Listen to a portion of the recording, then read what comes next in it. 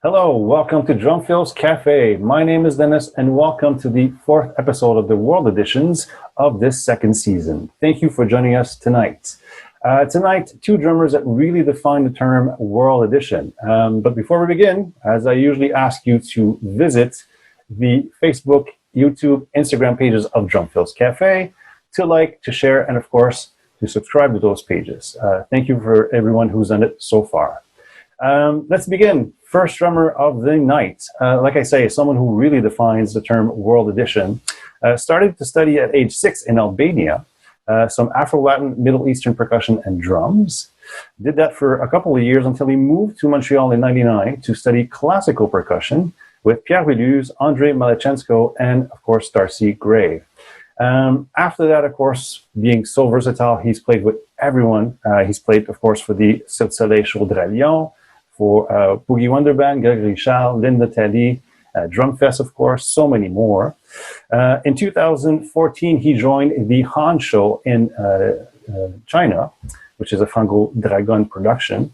And I believe he's working on a new show right now. I'm not certain, but I'm very curious to talk to you and to discuss all these matters with none other than Mr. Andi Pema.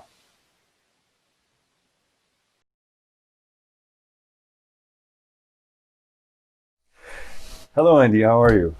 I'm doing very good. How are you? I'm good. So currently you are where?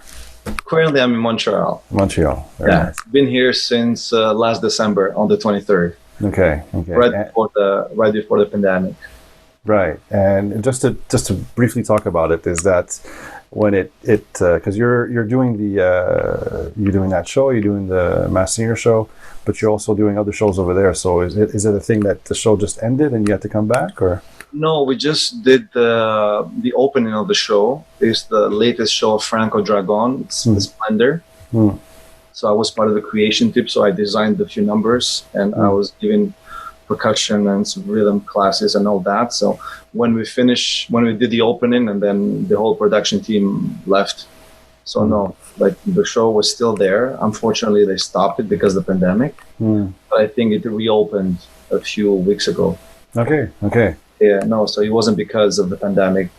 Back then we didn't know anything.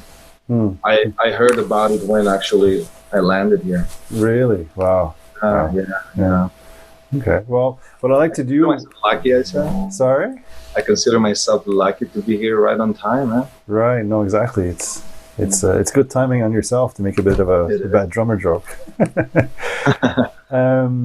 What I like to do with the guests I have personally is to get to know a bit of your background, especially in your case, because you have sort of a different background than most people from Montreal. Which most people in Montreal, they have a band, they play drums, and that's sort of they go to study at university. In your case, are you born here? Or are you born in Albania? I wasn't born here. I'm born in Albania. Okay. I'm Albanian.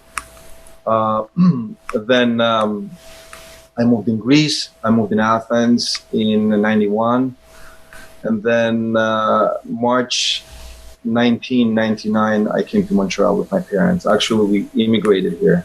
Okay. And that's how I started my music journey here in Montreal. But regarding music background, both parents are musicians. Ah, okay. My mom used to be a singer, and my dad was a sax player. So actually, music is in my blood. So I started playing music since I was 5 or 6. Right. Wow. Yeah. And back then. Yeah, exactly. Okay. Sorry. Go ahead. Say it again. Sorry.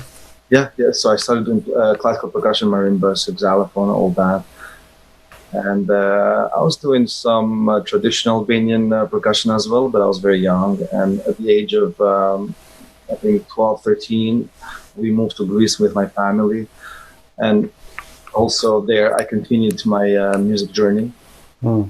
Classical percussion, Greek music, darbuka, frame drums, and all that, taking classes with different percussionists over there.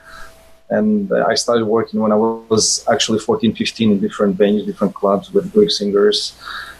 And then in '99, we decided to move again as a family. So we came to Montreal here. I auditioned for McGill University. I got accepted in classical performance.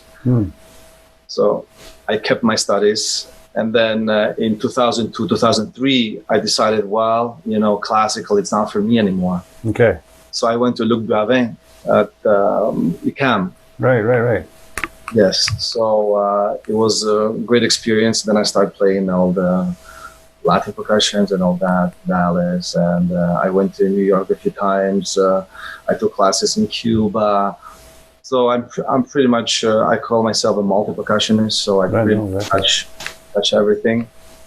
And would you say that the classical part helped even in other styles? And definitely helped the classical parts, in terms of because when you do classical, rudiments, you play a lot of snare drum, all that, and then when you transpose that to different instruments, you're like, so it facilitates your learning, basically, your vocabulary.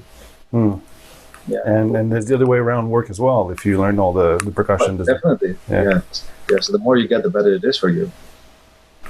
Very cool. So but I was about to ask that, because if I looked at the background, it was very Latin, Middle Eastern percussion, and then you changed to pop. So I was curious about that switch, but you were saying that basically, classical was. Pop, when I mean pop, is like because if you want to work in North America, you cannot just play darbuka or congas. I mean, you could.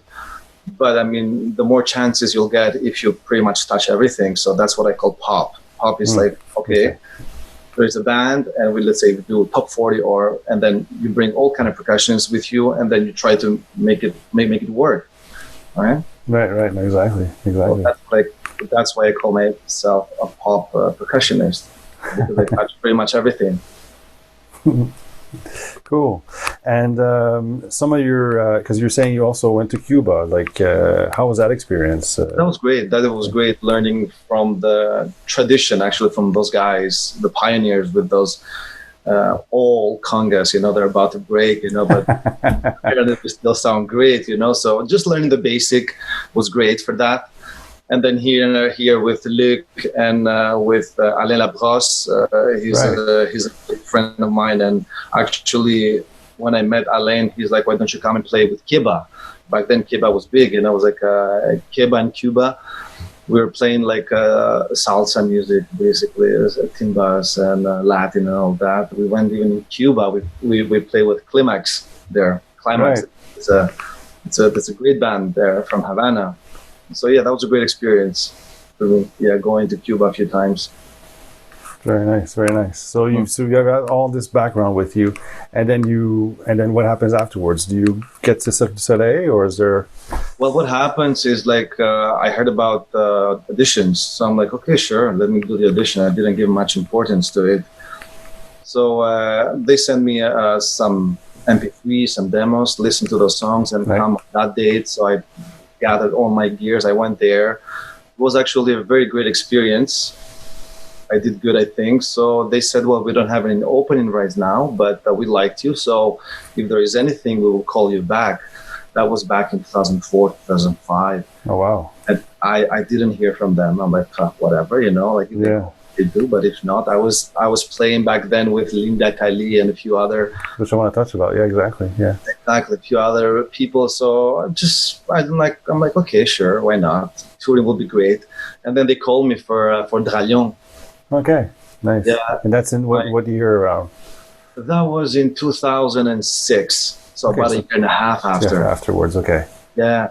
Because Louis Daniel Joly is a good friend of mine. He was a great percussionist and great facilitator. He was there before me, and then his contract, I think, ended. So they needed somebody immediately. So that's why they called me, and I did another audition, actually, for that. Okay, for a second one. Okay. Yeah, that's how I started with Cirque. Very nice. And with Cirque, you're mostly with Dralion, and you went to Europe. I went to Europe in 2006, just a few months there. And then I did Japan for almost 2 years. That was a beautiful experience. I love Japan. And we did actually really good. We did Tokyo, Sendai, Nagoya, all the big cities. Right. Japan. And the people was very excited, man, nonstop. Really? We felt like superstars there. In Japan, Cirque du Soleil is huge. Okay. Like you wear a T-shirt that says Cirque du Soleil, and they will stop you on the streets and ask you for autograph. That kind of I'm like, wow.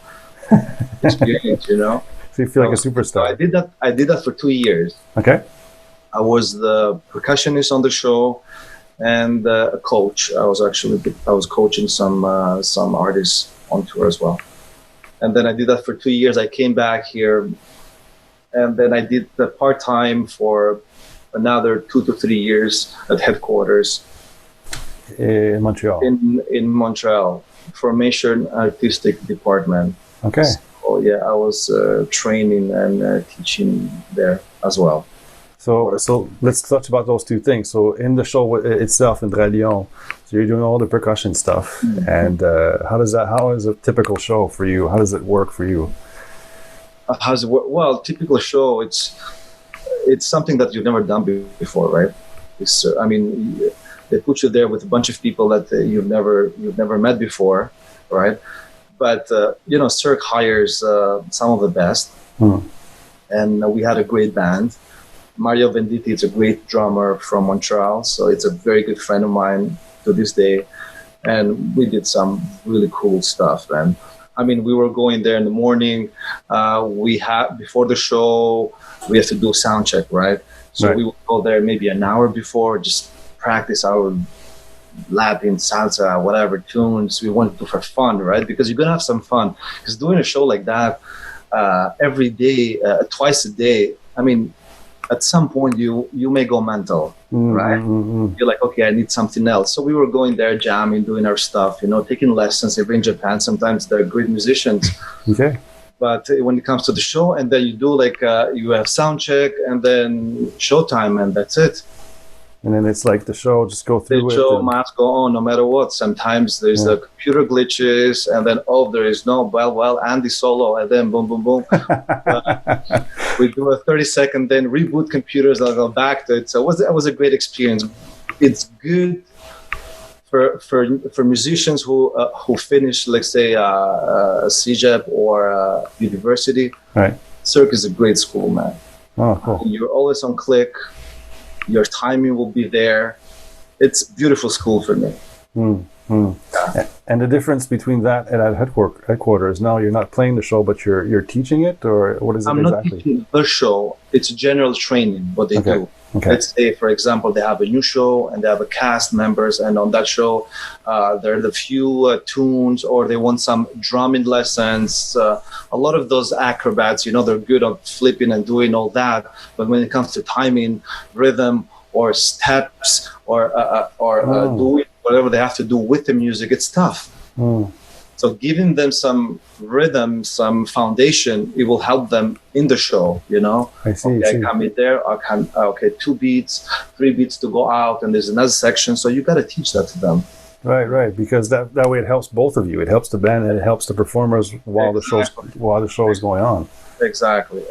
So basically, at the studios here, at Cirque du Soleil here, I had a lot of instruments. So I sit them around in a big circle. I provide them instruments, and then tack, follow me to be very easy. But it helps them a lot. No, that's very nice. I've never thought of that, but that is smart. That is smart, actually. It is great. And actually, I've done some workshops as well there. Okay. Yeah. Teaching the percussion. Yeah. Okay. Workshops with some dancers as well. Awesome. Nice. Besides the Drumset show, you've also played with a couple of artists. You played with the Boogie Wonder Band. I played with Boogie for a little bit. Obviously, I did Sama Jam for a bunch of years with Louis. I also taught at his school with Gregory Charles. Yeah, exactly. I played with Linda Talley. I played a lot. Linda is great. I love her. Jazz festival, Francophonie, different type of festivals. I also played with a lot of Greek singers that used to come here. So they knew I was here, that they would call me to go do their gigs. They would send me 20 songs. Okay, we'll be back in a month. So see you on stage. Okay, no problem. And if we can touch about that a bit, because I don't think I'll get most of the opportunity, but Greek music it's very interesting, but it's also in odd times a lot, I think. There's a lot of 7, 8, 9, 10, 11 of that. Yeah. It is. And it's fun. It's fun to do all those rhythms. And if somebody wants to get into that, would you recommend bands, or would you recommend some artists? If you want to get into those rhythms, you mean? Yeah. Well, listening to some traditional Greek music, YouTube, this type traditional Greek rhythms, and there's plenty of there. There's plenty. Or if you want to start, actually take it seriously, why don't you? So here you go. You're on Greek music. That's it. Call up Andy. So in a setting like Dralion, and then you play with Gregory Charles. How is it? One of the things. Actually, the settings with Dralion and the settings I have with Gregory was pretty similar. I had congas, 3 congas, timbales, bongos. Some Brazilian, a lot of toys, like a bunch of toys, because that's what it is. You know, when you play with Cirque, you have clowns, that's different. Right, the sounds. So you have to have chimes and all that, you know. But yeah, and with Gregory, it was the same thing, actually. Paul Brochu was on drums, you know, so can you imagine? I'm like, holy shit, man. I'm playing with Paul. Yeah, no, for sure, for sure. And Gregory is it's like a genius, you know. And what's the demand on a show like that? I mean, and one thing I want to ask you is that for drummers, like, what do you ask of drummers to not do if you're playing percussion? What would be that exchange, for instance? Well, it's like a husband and wife, basically. I mean, you got to know your role, right? The drummer is a drummer, and the percussionist is percussionist. When there is no percussionist, then a drummer could go like nuts and crazy and fill all those gaps. But when you're percussionist, then you're gonna learn how to pace yourself, right? Because I have a role to play too. Right. So, but I mean, when you play with professionals and people that have done this before, I mean, it's like that. We had no problems. Even with Cirque, it was like that. You know, as soon as I jumped in, both would click right away. Everybody know exactly where to play, and that's my role. That's okay. That's those 2 bars are mine, so I'm taking them. And there's a lot of like communication between that. Okay. Right? Okay. I would say, for example, to the drummer next to me, Mario, I'm taking this one. Okay, bro, that's yours. Take it. Boom, boom. Then I'll do it. And then he's gonna take it the next. So it's a communication, right? Okay. And that's the beauty of it, you know. Sometimes you don't have to actually practice for hours and hours. It's just like go on the spot, man. You know, go with the flow sometimes. That's nice. Yeah, but I did this great gig in China in 2018. It's called The Masked Singer.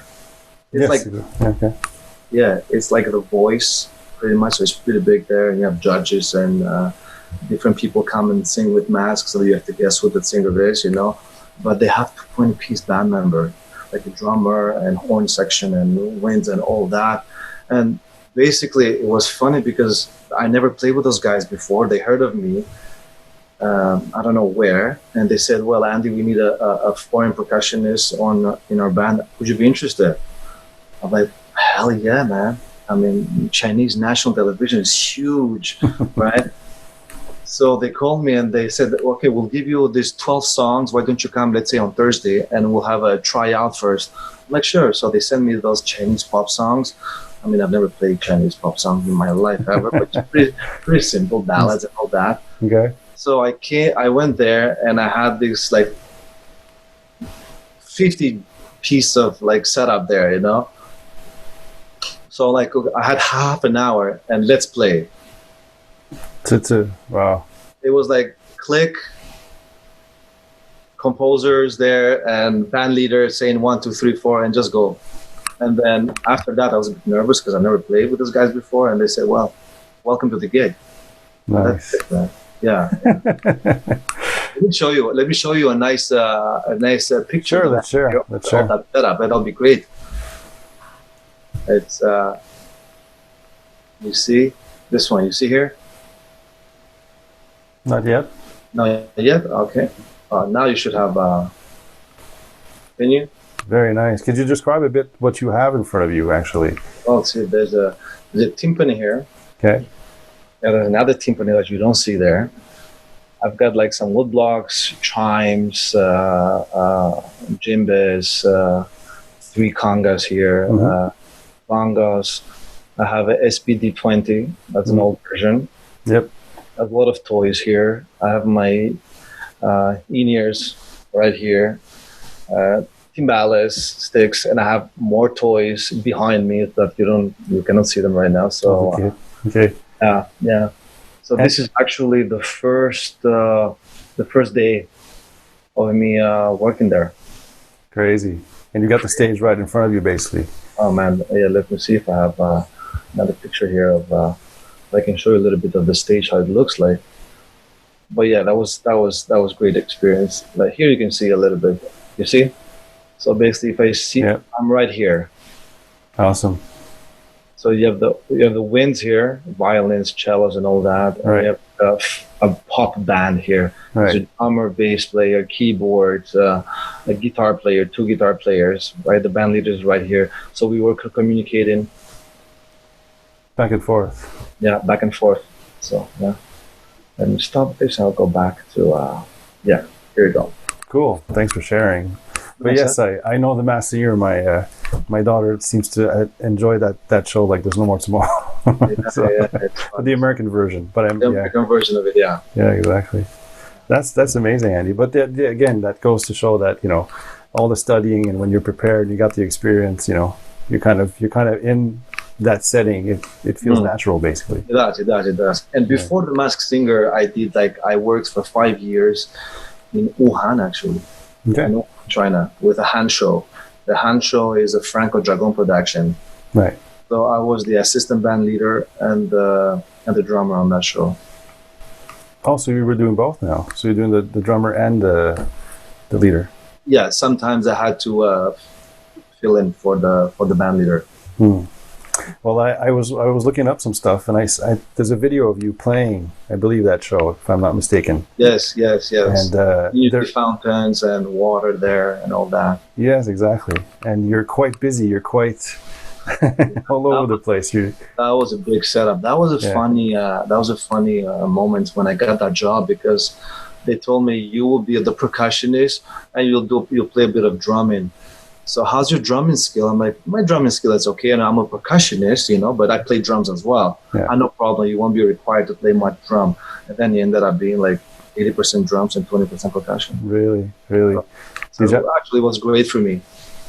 Did you have to re-practice your skills, or did you? I did practice a little bit, but naturally when you do so many shows, and then I had a beautiful studio. I've never had such a nice studio and a setup like that. I don't have a picture like that to show you, but you can see from the video there. Yeah, on YouTube, yeah, exactly. And I could just go and practice there every day, basically. Oh, wow, that's nice.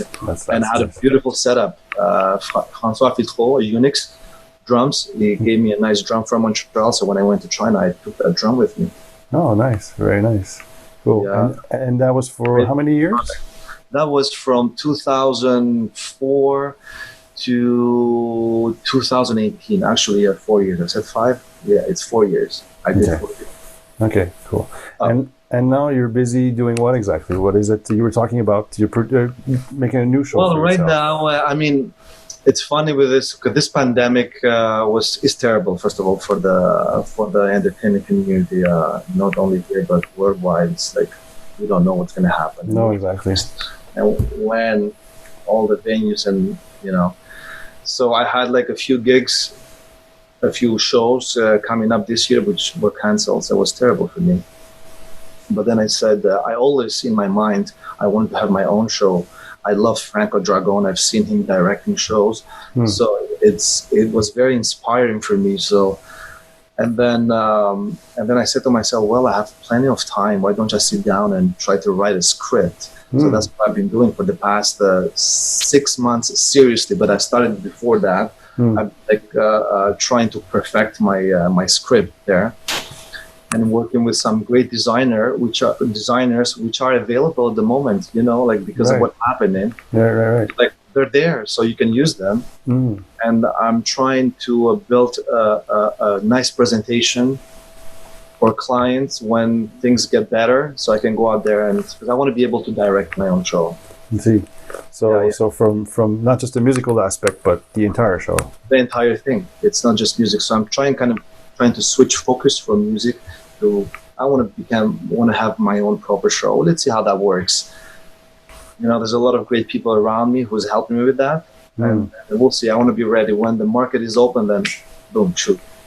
I wish you well for that. Exactly. But Yeah. and you do know the right people for that, for something like I that. do know the right people for that. Yeah. Sometimes it's sometimes you have to be you have to be good at what you're doing. You have to be lucky at the right moment, the right market. We'll see. We'll see how that plays out. But it's a great show. I cannot tell you more. I have images, but I don't want to show you yet. It's okay. Because I can. But it is big. It's a big production. The way I have it in my head, in my mind. That's the important thing to get it out from there. Yeah. And it's one thing I can tell. It's a trilogy. Oh, okay. Interesting. I won't ask if there's any elves or anything like that, but Elf? Yes. Oh, really? Okay. Yes. Oh, okay. Yeah, all kind of that. It's a fantasy world, man. Oh, if you're into that stuff, you're gonna like that stuff. Oh, I like that stuff. It's grew up I on love that elfish stuff and dragon and kings and all that. It's fun. I wonder what kind of percussion will be needed for that show. Would that be interesting? Yeah, a lot on stage. We have a lot of percussions. Interesting. Yeah, a lot of drumming on stage. Well, I thank you so much for your time, Andy. That's quite amazing that you talk with us. Thank you for committing me, and what you guys doing, it's great. It's a great initiative. I love it. Thanks. Well, it's making me even know more about people like you and industry, because I think we all kind of do the same thing. We all kind of do a little own thing, but we don't know each other. We cross paths, and then it was like, oh, did I meet you 10 years ago? Or there seems to be that set. So that's why I said yes to this show, because I thought, oh, why not have the group kind of know each other kind of thing. So that's my philosophy. Yeah. That's great. That's great. So thank you so much. So where can we reach you if people want to reach you? If people want to know about you more? They can reach me. They can check my YouTube channel, Andi Pema. Just write my name, ANDIPEMA, and a bunch of videos over there. Okay. Well, thank you so much, Andy. I wish you all the best. I wish you all the best with your show. You too. Take care now, and be safe. You too, Andy. All right. So hopefully we'll play together one day. I'd love that. Seriously. Take care now. Bye-bye. Bye-bye.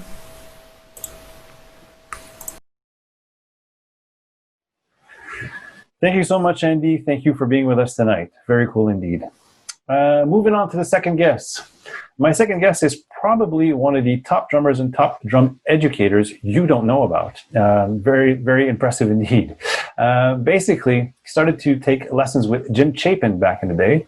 Jim was so impressed by him that he told him he would become the torchbearer of the Moeller technique. Interesting.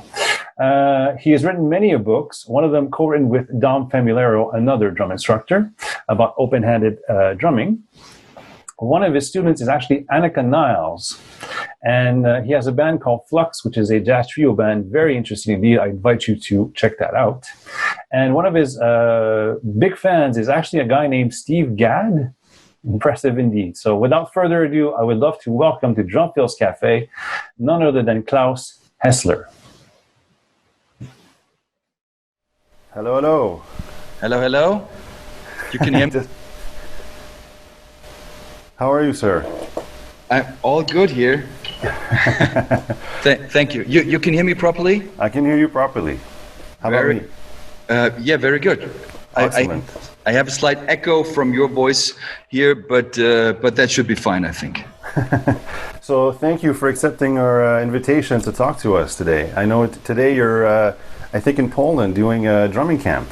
Yes, we are. I'm in Poland still for Open-Minded Drumming Camp, which is with extra online appearances from my friend and mentor Dom Famularo, who is going to be with us on Zoom in say an hour from now, and also with fellow drummer Annika, who's just sitting here around the corner doing her email stuff, smiling back at me. So, doing the business stuff that we don't normally see. It has to be, absolutely. So I want to say guten Tag, because over there it's 2:30, I believe. It's true. So good morning to you. So you're calling from where again? I'm calling from Montreal, all the way from Canada. Okay. Yes. What a trip. The wonders of modern technology, huh? Yes, of course. So I knew about you, but I really dug really deep into you for the past few days, and my goodness, there's a lot to cover. I've discovered many things about you, and I don't want to like put on the praise, but it is very impressive, and we got much to cover. So first off, not to go like all the way back, so where were you born and what school did you went, that sort of thing, but to cover as much as possible in 25 minutes. So you took lessons with Jim Chapin. So how did that happen, and how did that go? I mean, and you're also apparently the one that carries the Mahler technique. He said so. So that's what people blame me for. I mean, making the long story short, I mean, it was basically one of these events, how most people would have their first encounter with Jim. Somewhere in a drum store, Jim would sit in a corner with his pad and the sticks and just showing stuff to people. And with zillions of people around who wanted to grab something of that magic that Jim was always spreading with the way how he understood a piece of wood moving inside a human hand, and he knew that game like nobody else, I think. No, that's true. So a little bit later, it turned that he was giving lessons and also masterclass at a private school where I was teaching at that time. So all of a sudden, I had the organizer's hat on. Jim stayed at my house, and I was pretty much responsible for the work he did. At some point soon, then also all throughout Germany and all throughout other parts of Europe still. And that was actually where a mutual, not just, I mean, not just a student-teacher relationship developed. Right. So some sort of a very much a personal level, I should say. Oh, that's nice. Okay. So you studied for how long with him? Well, I met Jim first in 1990. Okay. I mean, for the first time I studied with him, it was usually for the 2 times that he was over to Germany twice a year. Okay. And I would be his host, more or less, and organize his work. So he would stay with me for a week or 10 days or 14 days. And during that time, I was just grabbing as much as I could. Plus, on top of that, most people asked me to be in the lessons that they would book with Jim. So I had to translate what Jim was teaching to the people. Right. That in itself was like an incredible lesson, I should say. Right, of course. I mean, later I traveled to the US to take lessons with Jim on Long Island, where he was teaching out of a drum store by that time, which was called Long Island Drum Center. Okay. And got into that game a bit more. So there were more travels to the US back and forth, and Jim coming over. And that pretty much continued till Jim was no more able to travel, which was 2006, 2007, until he finally died. July 4, 2009. Yes. Nice. I can't believe it's 11 years now. Yes, it goes by very fast. It goes by very fast. So okay, so basically you were traveling there, and he was traveling over to Europe, and okay, that's very awesome. And why would he say you're the carrier of the Mahler technique? What interests you so much about the Mahler technique? I mean, I know it's like sort of a standard, and everybody talks about it, and everybody has their like, oh, it's this way and that way. But can you talk about that a bit? Yeah, sure. I mean, one thing that fascinates me about that is, I mean, the historic side of things, and I'm a big fan of stories and history likewise. So Mahler technique and understanding what it really is also connects to the legacy and the heritage of drumming. And to me that is an important part, because it makes me understand the puzzle of drumming in a much better way, because it combines that rudimental heritage and everything connected with that. What fascinates me also, I should say, is although this is all about techniques that rudimental drummers in a military setting were using at first, how much most of that actually applies to modern drum set playing.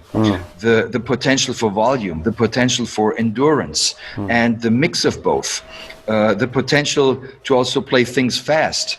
And I'm fascinated by that. And at the same time, I'm fascinated by, I should say, the amount of misconception that also comes with Mahler technique. So when you open your computer and you research for Mahler technique, you find 10 different things, and I don't know, there is at times a very little percentage of what I would say, boy, that's sort of meets the standards of how Jim would have looked at it. And so that's also kind of interesting. And it may be the reason why people blame me for the carry of the torch regarding molar tech. Chances are, I don't know. Interesting. Again, there's so much to dig in. So now, right now, before we continue, you're at a camp. So, of course, in the COVID context, I'm curious, how does that work? Do people have to social distance? Are you doing mostly virtual? I'm just curious. Continue. I mean, we're trying to like when people move from room to room. Of course, you spread the word. I mean, use the face mask and try to maintain some sort of social distancing. Which, I mean, honestly speaking, at times it works, at times it doesn't. I'm afraid to say. And as much as I would wish it would work better, you know. Yeah. And Annika and myself were doing a camp last year in Germany where it worked quite well, I should say. Okay. And it works quite good over here, I should say. But what I learned as I travel still through different parts of Europe during this pandemic situation, in each part of Europe and in each country, you find different perceptions of how people react to it. Right, that's true. How it appears to me, it is in Germany, people seem to be much more after the social distancing and using the mask and making sure certain things do not happen. But although the numbers also go up in Germany, I mean, nobody knows where this is going to take us. No, exactly. Best to not letting things explode. I don't know. But at least you're trying. At least you're having a drumming camp. And here in Montreal, we had a drumming camp, a very known drumming camp called COSA. Yes. Made by Aldo and Aldo Maza, and he had to do it virtually this year because he couldn't fit people in his little room, unfortunately. So I didn't attend, but it seemed very it seemed to be quite a challenge. So continuing on, so you've written many books. One of my most personal interested one is the open-handed one. I mean, it's a personal thing, of course, because when I was a kid, I was like, how come my right, the classic thing, how come my right is stronger than my left since I'm right-handed? And it's like, well, if I open up this way and start playing some 8 notes and just some simple grooves, maybe I'll get better. And just kind of started to play and have fun with that. And only to find out that, Billy Cobham and Simon Phillips and all these people were doing it, but you wrote the book on it. You wrote a book about that. Can you? What inspired you to do that? To write a book about it. Sorry. I mean, most of all, the inspiration to a good part came through my other mentor besides Chapin, which is Dom Famularo, right? Whom you know. So he sort of put a certain amount of pressure on me to write a book since I was going into open-handed playing. So he's guilty of of the whole thing. Okay. To a degree. I also should mention that when I started out playing the drums as a kid, at age of somewhere between 4 or 5, of course you have no real idea of how playing the drums really works. But right, there's no rules. When you take a kid from the street and place that kid behind a set of drums, most every kid plays open-handed. Unless they are influenced by father, sisters, brothers, whatever, that teach the kid to cross the hands. Right. Started playing open-handed as I began playing the drums. Of course, there were times then later on where I crossed, but I moved back to open-handed somewhere in the beginning 90s. And then in the writing of the book, I mean, it's actually all exercises that I wrote for myself on the way back from crossing hands to open-handed. And I thought there must be more of a conceptual approach as opposed to just what I did in the cross-handed position, now open-handed. I mean, what would I gain besides a huge load of work? There's got to be something different that makes you sound different. And when you listen to most open-handed drummers who have made that their, say, musical or drumistic ID card, they are doing certain things differently. You recognize them by how they play and what they play. And I thought this conceptual approach needs to be put down in a book. And that's basically the journey that I then took on. So it was sort of a practical, sort of putting it in some sort of archive, if you will, of all the ideas and all the things that you discovered while doing this. Very much so, and just extending it, and not just saying, okay, I do everything that I did with crossed hands before. Now in the open-handed position, I mean, I would not have to write a book if it was only about that. Yeah, exactly. But just adding those extra little things that you can do all of a sudden, and discovering things that you would not notice when you cross your hands. That I found was the real interesting part that made me, after all, sound the way I sound. So I was always hoping to create some sort of musical ID card, as I said before. Okay, to get sort of your own sound, your own kind of ideas. True, and playing open-handed is like a big chunk of that. I sound the way I sound because I play open-handed. Yeah, well, yes, I can confess to that, because I was watching with your band Flux, for instance, your latest show you had this year, and I mean, the stuff that's coming out it is very different, because you have that openness with your right hand, which can reach a crash cymbal or a tom to make a melody, or all that all that jazz, if they say. Well, that's very interesting. I'm going to dig into that one because, like I say, I've always been kind of fascinated with that open-handed stuff, and I play it that way. But seeing you doing it, it's very interesting that what you do with that right hand, or even with the left hand, when you reach for the small snare, or the things you have going. Yeah. You do have a lot of independence as well, so you seem to have worked a lot on Instanato as well. Do you have a book? Is the book, the daily workout book, something that works about that, or is that something that you've written, or something you just worked per curiosity, or? Well, to a certain degree, yes. I mean, this daily Drumset workout book, it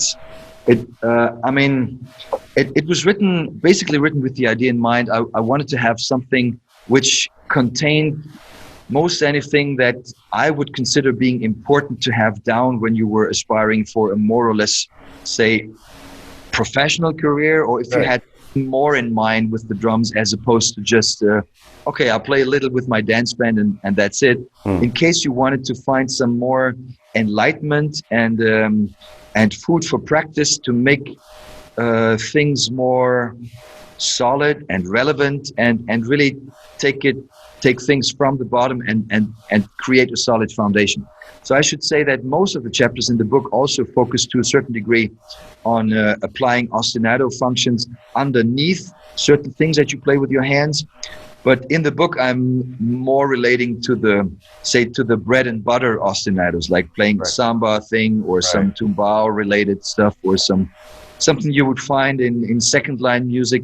I'm not diving into any sort of odd meter, ostinato, clave, whatever the things are still that I'm doing in my solo work. But understanding that certain technical groundwork plus adding ostinato things underneath that gives you just a great foundation if you then at a later point want to bring in any sort of stylistic work, like develop some Brazilian music, and once you can maintain your ostinato while you're playing accent studies on top of that, boy, that's a great starter. If you have that down, 90% of the work's already done. So it was with that idea in mind that the book was also written. So in a more kind of useful context, a more kind of everyday context of playing.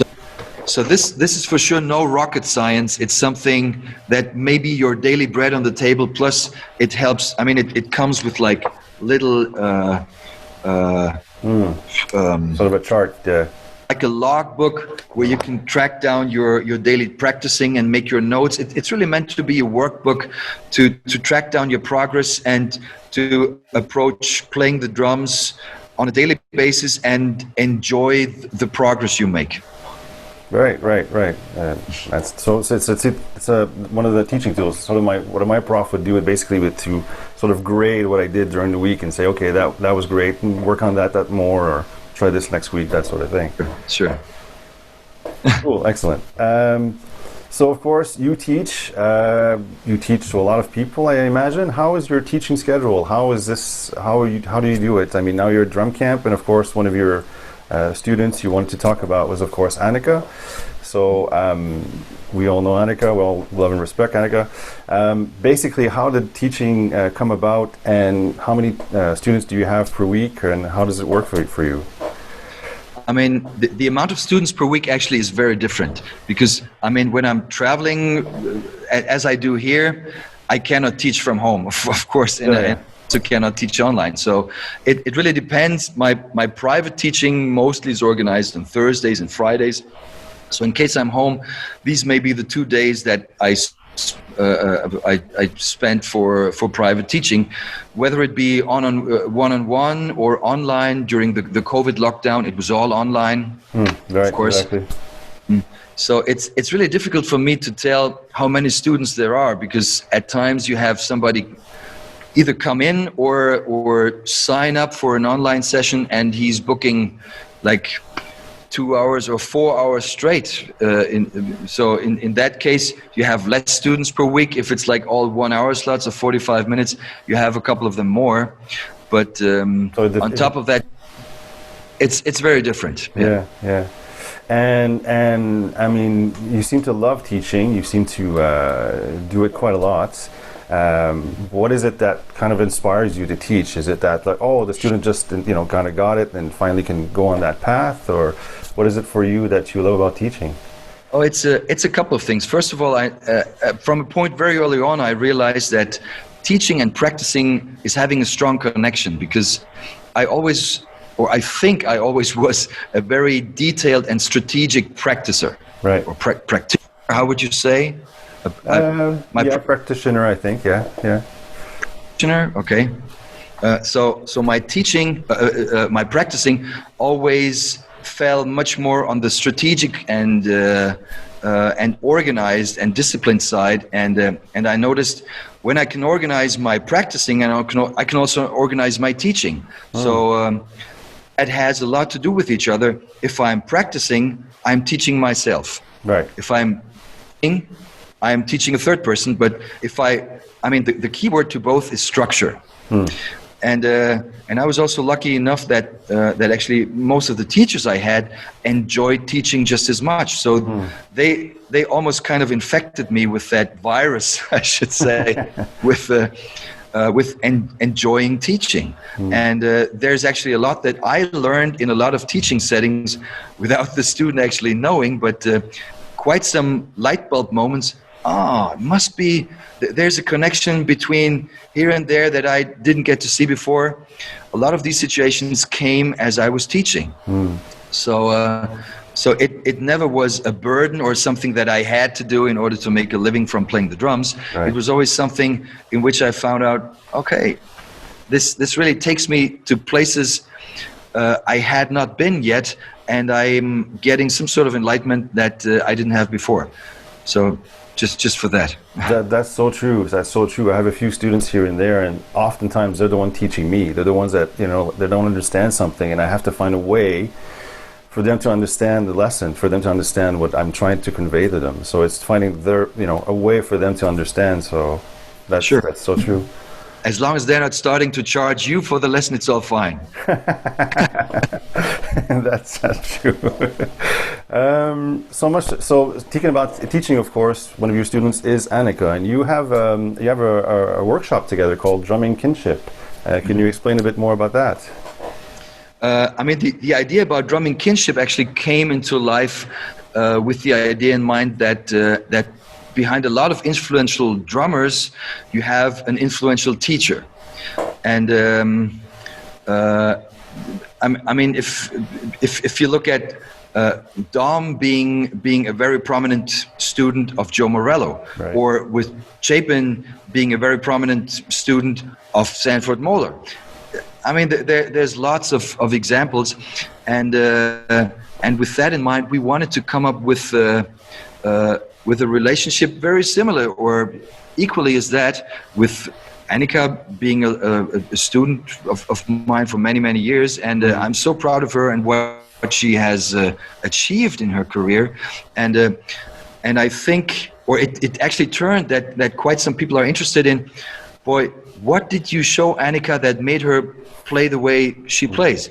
And I mean, a part of the answer is Annika is actually a smart woman, and she knows not just how to copy certain things, but she also knows how to copy smart. So she knows how to find her own way through all of this and to sound the way she sounds, which is a major part of why she's so successful, and that is well deserved. So letting people know what it was that I did, and letting people know what was it that Annika did out of that material and what moves her, and getting to see both the student and the teacher perspective of this experience is what Drumming Kinship is all about, and we are trying to be more active with that. Of course, the pandemic shut the whole thing down seriously, but still we're on track, and we're trying to do more with that. So would it be sort of to find that kind of kinship between a student and a teacher, so that basically that, you know, it becomes, you know? Sure, and I mean it's also about a lot of say keywords that go with this relationship, or that go with this kinship. Like there needs to be mutual trust, both on a personal level but also on a functional level. The student has to trust me both as a person but also as a mentor to I mean in order to have me forward relevant and valuable things which really take the student to the next level. So trust is a key word inside that, and just as a fun fact on the side, it appeared that like last year our parents actually made us aware of the fact that we are really related. I mean, not super close, but yeah, you're saying that. But our grandparents were cousins, so that added yet another, say, aspect of kinship, not just on a musical or drumistic level, if you will, but also really on the level of true kinship in a relationship terms, say. That's so weird. That's so kind of a 1 in a million chance. That's crazy. Yeah. Very cool. So besides doing all that, of course, you play live, and you play with a band called Flux. Mm-hmm. And again, I watched a few of those videos. Very good band. Seriously, it was very nice to watch. I thought I'd watch 5 minutes, and I actually just watched the entire half hour. And the performance, last one, there was a song called Silence, which I absolutely adored. I don't know why that one in particular, but I just really loved that feel to it. So Flux is something that you do on the side, or is it something that's very important, or is it that place to let all the ideas come out and just kind of not think and just kind of express yourself? And well, Flux is I mean, my major musical project that I'm having out. I mean, just making a living as a performer with a band has already been hard before the pandemic came about. So what I enjoy about Flux is, on the one hand, just the chance to play music, and believe it or not, I enjoy the aspect of just being the drummer in the band. I enjoy the aspect of not being that one person, like in a clinic masterclass setting that everybody's watching and you're playing with your play along and all of that. But I just can dare to play very simple things in case they serve the song. So I really enjoy that.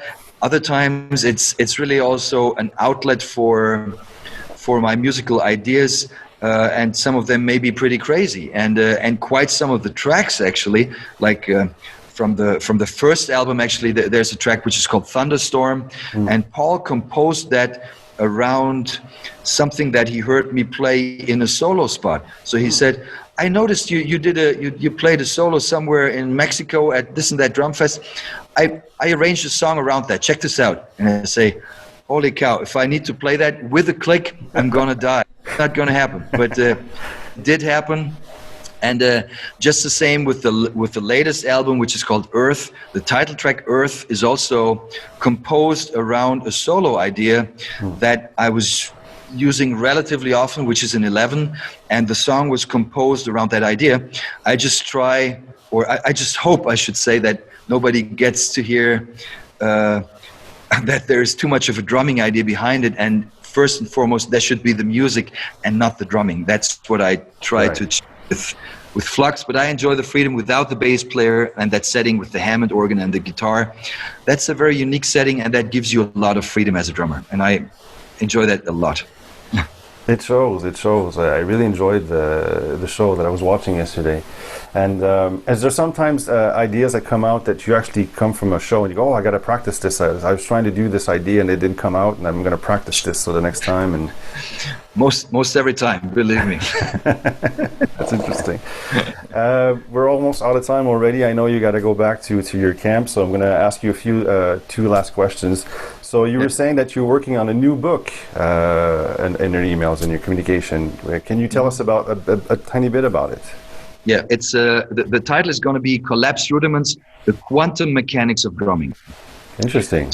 So it's all about an idea that was Jim's favorite playground during the last years of his activity, and it's all about changing the distances of the strokes inside a rudiment. Right. So you have a certain sticking, and you can move any of the notes in whatever direction. As long as you don't change the sticking, you still have the same organization of right and left. And trying to find ways to give this different shape and to use it differently around the drums is actually what the book is all about. But it sounds like super complicated now, but it's actually just a different view on the mechanics inside a sticking and the rudiment that may change your perception of drumming, I would even say for good. And it may apply to a very simple context, just to a very complicated context. It's just a very different take on how you look at stickings and how you change positions of the music and the strokes inside a rudiment. That's in a nutshell what it's about. Yeah. That sounds like an interesting and thick book. and sorry, say again. I'm afraid so. It's going to be thick. And lastly, you were saying that basically all of our favorites, Steve Gadd, was a big fan of one of your other books called Camp Duty Update. Yes. Did he contact you personally to let you know, or how did you find out?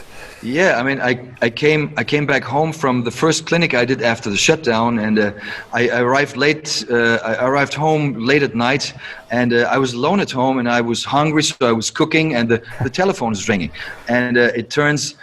I say, oh no, come on, let me do the pasta first, and then. So of course I'm curious. I go to the phone. I say 001. That's US, but I don't know this number. So, okay, I see the person left a message left a voicemail message. So I go to it, and it says, "Hey Klaus, this is Steve Gadd, and I'm excited about your book." And and he said something which still stuck to my mind, like I forgot how much I loved rudiments. Holy coconut, Steve Gadd says of himself he almost forgot how much he loved rudiments. That I thought was just hilarious, but it totally reflects the kind of person Steve is. So he said, yeah, give me a call, I'd like to learn more about it. So I put the pasta aside and I called Steve. So this is where it started, of course. That is hilarious, because we all know that Steve loves rudiments and, sort of passed them on, and is kind of the one that sort of took rudiments and applied them to the kit. If anyone did that, it was Steve. Absolutely. He was on the forefront of things. Yeah, for sure. I unfortunately have to let you go because we're out of time, and there will be so much to talk about. I look forward to that thick book. I wish you the best for the drumming camp that you're doing right now. We salute you. We salute everyone over there in Poland. And again, last thing, where can people find out for your books, and where can people find out about anything that you do on your website and all the information about you? Of course, just go to klaushessler.com. That's my website, which is pretty much mostly up to date all the time. You may also want to follow me on Instagram. It's klaus.hessler. If you have any chance to check my account, I'm always posting like also educational stuff, little videos, some graphs, some diagrams, some exercises. So it should be kind of a valuable little source on the side. I'm also on Facebook, Twitter. Just follow me, approach me, send me an email, send me a direct message through Instagram, and I'm happy to respond. Wunderbar. I was keeping that one for the end. Danke, bitte. Klaus, very, very nice talking to you. Very interesting. I'm very fascinated by what you do, and I wish you all the best. Merci beaucoup. Same for you. Same for you. Have a good day, sir. Thanks to you. Thanks. Bye-bye. Bye-bye.